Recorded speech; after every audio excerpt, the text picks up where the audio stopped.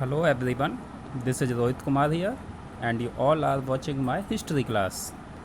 This is the second part of history, chapter number 2, Socialism in Europe and the Russian Revolution. Today I shall try to explain various topics in this video. So I hope you will get benefit after watching this video. So let's start. In our previous video, I have completed the first point of this chapter is the age of social change, and the next point is radicals. This one is liberals, radicals and conservatives. ये सारे point हमारे clear हो गए थे और आज का हमारा नेक्स्ट पॉइंट रहेगा this one is 1.2 industrial society and the social changes. तो इसके अकॉर्डिंग हम बात करनी है आज. तो इसमें क्या है देखिए,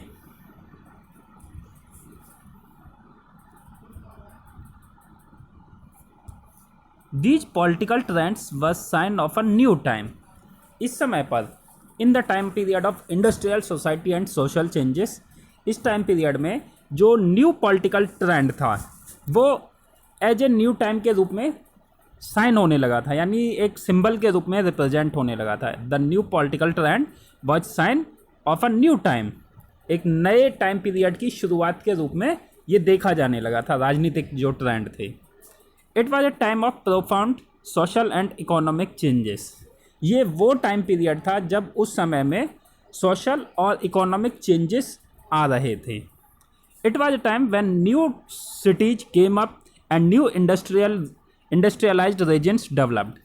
ये वो टाइम पीरियड था जब नए शहर बस रहे थे और उनके साथ साथ न्यू इंडस्ट्रीज का जो रीजन था, क्षेत्र था, वो भी धीरे धीरे डेवलप हो रहा था. Railways expanded and the industrial revolution occurred. Railway का भी एक्सपेंडेशन हो रहा था, रेलवे का विस्तार होता जा रहा था और नई इंडस्ट्रियल ऑर्गेनाइजेशंस जो हैं, नई इंडस्ट्रीज जो हैं, वो भी धीरे धीरे इस्टेब्लिश हो रही थी. तो हम ये कह सकते हैं कि वहाँ उस टाइम पीरियड में इन the time period of industrial society industrial revolution occurred हो रहा था, यानी एक तरीके में नई औद्योगिक क्रांति की शुरुआत हो चुकी थी. क्लियर? चलिए. Industrialisation brought man, women and children to factories. Industrialisation ने पुरुष, महिलाओं और बच्चों को कारखानों तक लाकर खड़ा कर दिया था, यानी ये सब कारखानों में आकर काम करने लग गए थे. Work hours were often long and wages were poor.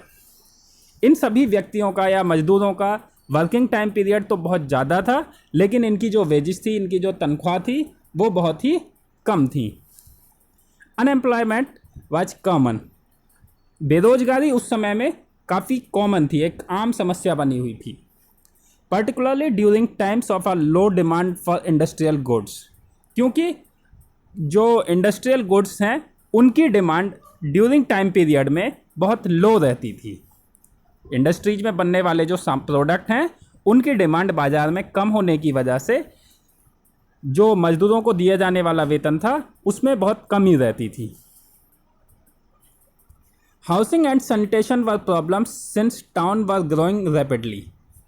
जैसे जैसे टाउन ग्रो करते गए, क्योंकि मजदूर यहाँ आकर बसने लगे फैक्ट्रीज के आसपास, तो हाउसिंग और सैनिटेशन की जो प्रॉब्लम्स थी वो लोगों को फेस होने लगी, लोग उन्हें झेलने लगे.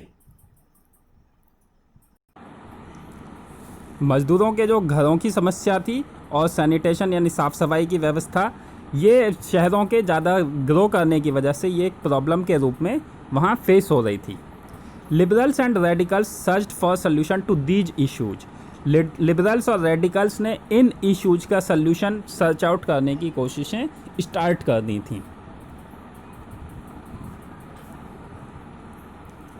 Next, almost all industries were the property of individuals. लगभग सभी इंडस्ट्रीज जो थी उन पर इंडिविजुअल पीपल्स का ही राइट अधिकार था, यानी निजी क्षेत्र की कंपनियां ज़्यादा थीं. Liberals and radicals themselves were often property owners and employers.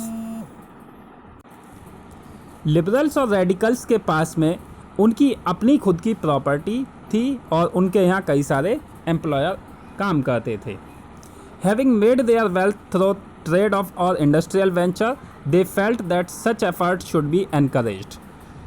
उनके पास बहुत सारा पैसा आ जाने की वजह से,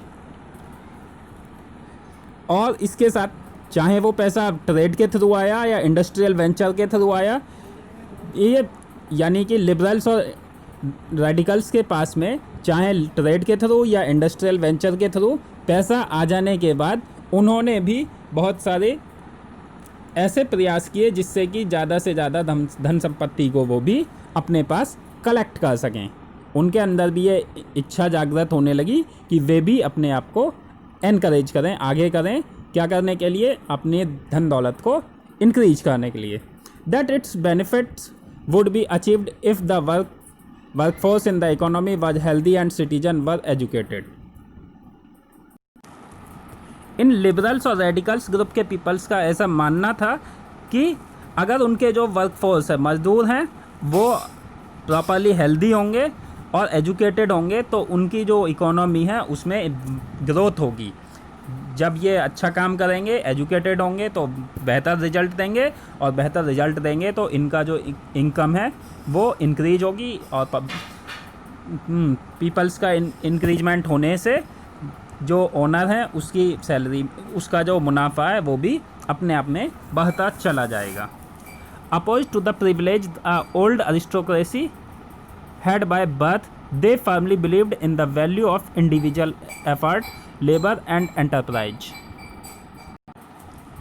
रेडिकल्स और लिबरल्स का ऐसा मानना था कि जितनी भी सोसाइटी में प्रिविलेज, जो ओल्ड अरिस्टोक्रेसी की प्रिविलेज मान्यताएं समाज में चली हैं बाय बर्थ, उनके जन्म से जो मान्यताएं चल रही हैं, अगर वो इस तरह से ना चलें, उनकी जगह कुछ नई टेक्नोलॉजी आए तो हमारा जो हर एक व्यक्ति का इंडिविजुअल एफर्ट जो है उसमें ग्रोथ होगा, और इसके साथ लेबर और एंटरप्राइजेज दोनों को ही उनका मुनाफा देखने को मिलेगा।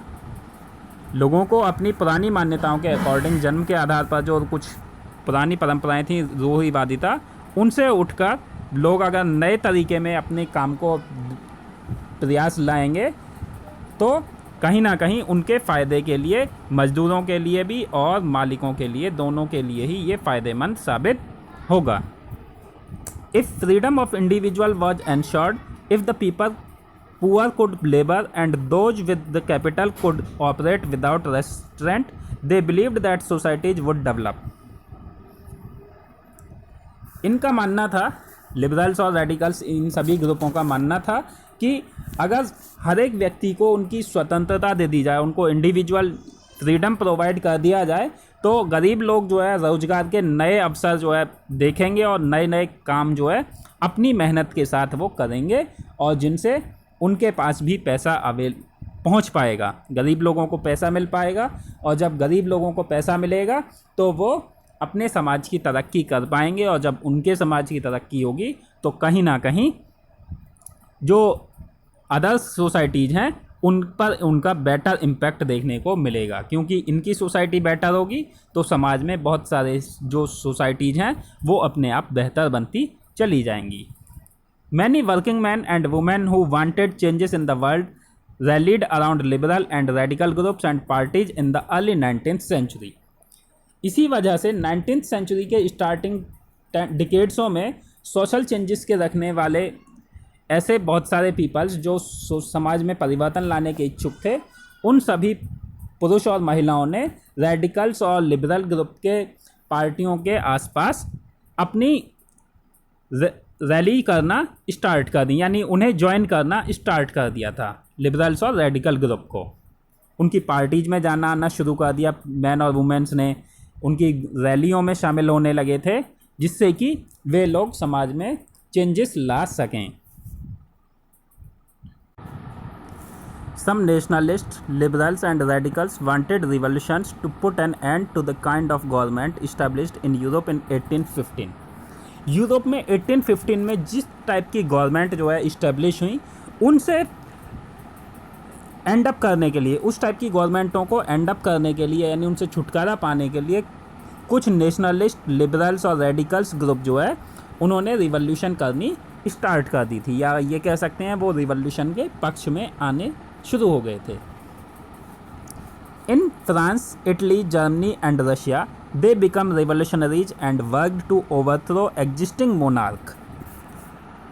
इसी क्रम में फ्रांस, इटली, जर्मनी और रूस में ऐसे लोग रिवोल्यूशनरीज के कांटेक्ट में आए जो कि मोनार्की सिस्टम था या राजशाही सिस्टम था उसको पूरी तरह से ओवरथ्रो करने में सक्सेसफुल रहे या उन्होंने ऐसा करने की कोशिशें की। Nationalist talked of revolutions that would create nations where all citizens would have equal rights. Nationalist लोग जो थे, क्रांतिकारी राष्ट्रवादी लोग जो थे, वो एक ऐसे राष्ट्र की काम को बनाना चाहते थे जिसमें कि सभी सिटीजन्स के पास इक्वल राइट अवेलेबल हों। After 1815, Giuseppe Mazzini, an Italian nationalist, conspired with others to achieve this in Italy. 1815 के बाद इटली के जो राष्ट्रवादी थे, ये गिउसेप्पे मैज़नी एक इटालियन नेशनलिस्ट थे, इन्होंने भी अपने इसी लक्ष्य को प्राप्त करने के लिए अपने जो कॉन्स्पिरेटर्स थे, अपने समर्थक थे, उनके साथ मिलकर वहाँ के राजा की, इटली के राजा के खिलाफ अपना मोर्चा खोल दिया था। Nationalist elsewhere including India read his writing. India समेत वर्ल्ड के अलग अलग राष्ट्रवादी उसकी रचनाओं को पढ़ते थे। किसकी? गिउसेप्पे मैज़नी की। क्लियर? ठीक। आगे नेक्स्ट है the coming of socialism to Europe. Europe में सोशलिज्म किस तरह से आया, यूरोप में समाजवाद की स्थापना किस तरह हुई। Perhaps one of the most far-reaching vision of how society should be structured was socialism. Society का जो रीऑर्गेनाइजेशन है उसको दोबारा से स्ट्रक्चर्ड करने के लिए सबसे जो कह सकते हैं हम, सोसाइटी का स्ट्रक्चर किस टाइप का होना चाहिए, इसके लिए अगर हम दूरदर्शी वाली फार रीचिंग विजन को देखें तो उसका जो नज़रिया है वो हमें सोशलिज्म से ही मिलता है। सोशलिज्म ही एक ऐसी विचारधारा है जिसके थ्रू हम फार रीचिंग विजन के माध्यम से अपनी ऐसी सोसाइटी का स्ट्रक्चर क्रिएट कर सकते हैं जिसमें हमें समाज बेहतर दिशा में जाता हुआ मिले। By the mid 19th century in Europe, socialism was a well-known body of ideas that attracted widespread attention. 19th century के मिड 19th सेंचुरी में यूरोप में सोशलिज्म एक ऐसा जाना माना आइडिया था जो बहुत सारे लोगों को अपनी तरफ अट्रैक्ट करने की कोशिश कर रहा था। Socialist were against private property and saw it as the root of all social ills of the time. Why? सोशलिस्टों का ऐसा मानना था कि प्राइवेट प्रॉपर्टी नहीं होनी चाहिए। सोशलिस्ट जो थे वो प्राइवेट प्रॉपर्टी के अगेंस्ट थे। वे कहते थे कि ये प्राइवेट प्रॉपर्टी कहीं ना कहीं सामाजिक बुराइयों की रूट है, सामाजिक बुराइयों की जड़ या शुरुआत यहीं से होती है, प्राइवेट प्रॉपर्टी से। तो ऐसा वे उस समय क्यों सोचते थे? Why? Individuals owned the property that gave employment but the propertied were concerned only with personal gain and not with the welfare of those who made the property productive.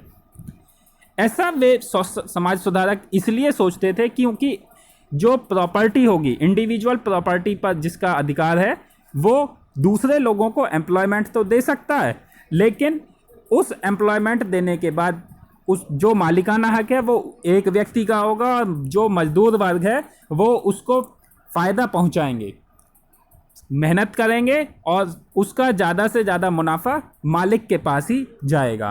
और मालिक कभी भी अब उन लोगों के वेलफेयर के लिए नहीं सोचेगा जिन्होंने उस प्रॉपर्टी को प्रोडक्टिव बनाया है, जिसकी वजह से आज वो मालिक इतना रिच पर्सन बन गया है।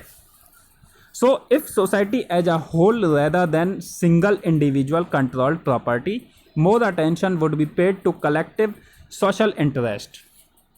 इसीलिए हमें यहाँ पर एक ऐसी संपत्ति के बारे में विचार करना चाहिए और सोशलिस्टों का भी यही मानना था कि जो भी प्रॉपर्टी हो वो इंडिविजुअल की ना होगा, सिंगल इंडिविजुअल का कंट्रोल ना होगा प्रॉपर्टी पर, बल्कि वो होल का उस पर कंट्रोल हो। More attention would be paid to collective social interest, और इसके साथ साथ जो प्रॉपर्टी है, सोशल प्रॉपर्टी है, होल प्रॉपर्टी है, वो पब्लिक के ही वेलफेयर के लिए काम में लाई जानी चाहिए, किसी एक इंडिविजुअल के वेलफेयर के लिए उसका यूज ना हो। Socialist wanted this change and campaigned for it. सोशलिस्टों ने अपने इस बदलाव को लाने के लिए बहुत सारे कैंपेन किए और वो समाज में इस तरह का बदलाव लाना चाहते थे। How could a society without property operator? कोई भी सोसाइटी विदाउट प्रॉपर्टी के कैसे ऑपरेट हो सकती है? What would be the basis of socialist society? तो सोशलिस्ट सोसाइटी का बेस फिर क्या होगा अगर हम ये कह दें कि ऐसी सोसाइटी को मेंटेन करें जो विदाउट प्रॉपर्टी ऑपरेट हो, तो उसका आखिर फिर बेस क्या होगा? चलिए उसका आंसर देते हैं। Socialist had different vision of the future. सोशलिस्टों के पास फ्यूचर के बिल्कुल डिफरेंट विजन रहे थे। Some believed in the idea of the cooperatives.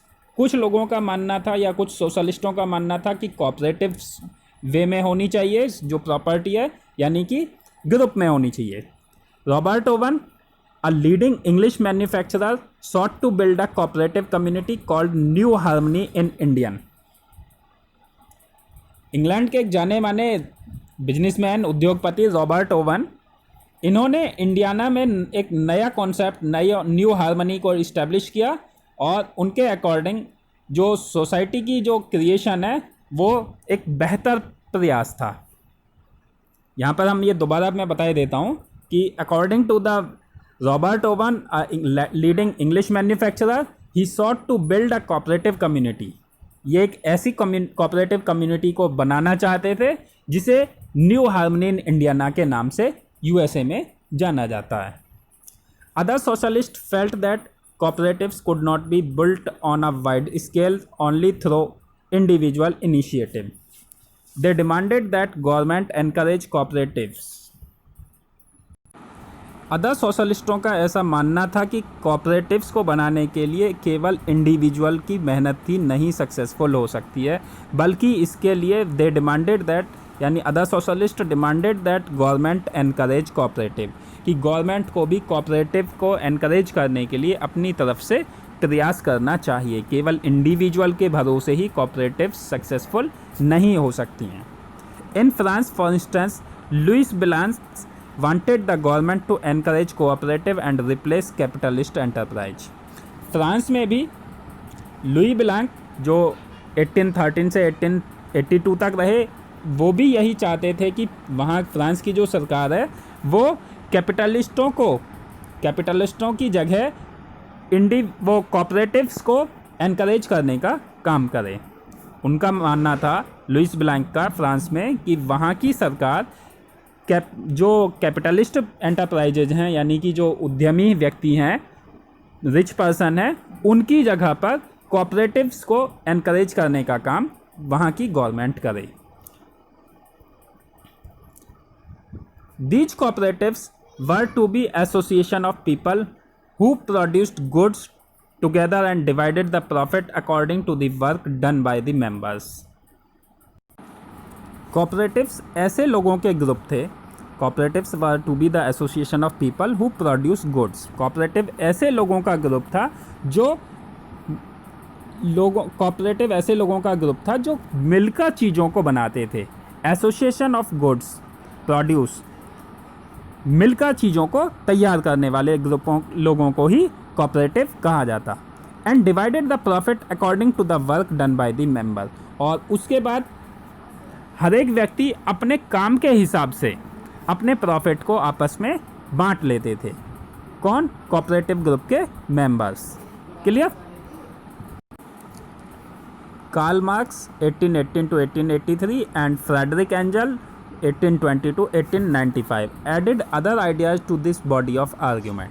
Karl Marx और फ्रेडरिक एंजल, इन्होंने भी अपने कुछ argument related to this body of topic, कि पूंजीपतियों के साथ साथ निजी जो मजदूर वर्ग है उस पर, उसका भी जो प्रोडक्शन है उस पर अधिकार होना चाहिए।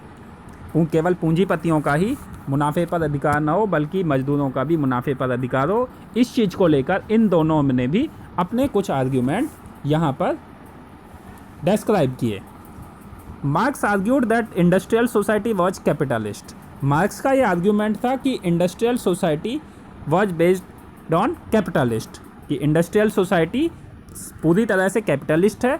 Capitalist owned the capital invested in factories and the profit of capitalist was produced by the workers.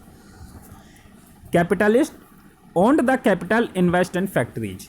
जितने भी उद्योगपति लोग हैं वो अपनी फैक्ट्री में पैसे को इन्वेस्ट करते हैं। And the profit of capitalist was produced by the workers. और उसके बाद जो मुनाफा है रिच पर्सन का, जो इंडस्ट्रियलिस्टों का जो मुनाफा है वो वर्कर्स द्वारा उन्हें प्रोड्यूस किया जाता है। वर्कर्स ही अपनी मेहनत के थ्रू उनके लिए मुनाफा कमाने का काम करते हैं। The condition of worker could not improve as long as if this profit was accumulated by private capitalist. Workers की कंडीशन तब तक इम्प्रूव नहीं हो सकेगी जब तक कि जो भी प्रॉफिट है वो प्राइवेट कैपिटलिस्टों को जाता रहेगा। ये ऐसा मानना था कार्ल मार्क्स का। Workers had to overthrow capitalism and the rule of private property. Workers अगर चाहें तो वो कैपिटलिज्म को उखाड़ सकते हैं, फेंक सकते हैं और रूल ऑफ प्राइवेट प्रॉपर्टी को ओवरथ्रो करने का काम कर सकते हैं अगर उन्हें अपनी कंडीशन को इम्प्रूव करना है तो। Marx believed that to free themselves from capitalist exploitation workers had to construct a radically socialist society where all property was socially controlled। Marks का ऐसा मानना था, उसे ऐसा विश्वास था कि मार्क्स का ये मानना था कि मजदूरों को एक ऐसी सोसाइटी क्रिएट करनी होगी। Workers had to construct a radically socialist society. एक ऐसी रेडिकली सोशलिस्ट सोसाइटी क्रिएट करनी होगी जिसमें कि वो अपने आप को कैपिटलिस्टों के एक्सप्लॉयटेशन से फ्री कर सकें। And where all property was socially controlled. और समाज की जितनी भी प्रॉपर्टी है उस पर सभी लोगों का बराबर अधिकार हो, न केवल कैपिटलिस्टों का। This would be a communist society. और ऐसी समाज को उन्होंने नाम दिया था एक communist society. He was convinced that workers would Triumph in their conflict with capitalist. उनके अकॉर्डिंग मार्क्स का ये विश्वास था कि अगर कैपिटलिस्टों के साथ होने वाली कन्फ्लिक्ट में मजदूरों की जीत होती है तो कहीं ना कहीं बहुत सारी चीज़ें अपने आप ख़त्म हो जाएंगी और मजदूरों का स्टैंडर्ड भी बेहतर होने की स्थिति में आ जाएगा। A communist society was the natural society of the future. और according to the way of Karl Marx और believe in Karl Marx, communist society was the natural society of the future. Karl Marx की ये विश्वास था कि communist society ही वास्तव में future की नेचुरल सोसाइटी है।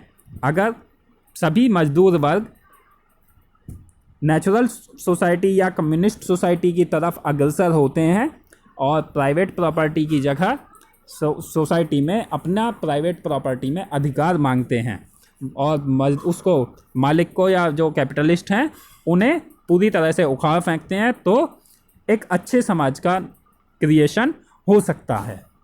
क्लियर? नेक्स्ट है सपोर्ट फॉर सोशलिज्म। इसे हम अपनी नेक्स्ट वीडियो में कवर करेंगे और आज के लिए इतना ही। Thank you. Have a nice day for watching this video.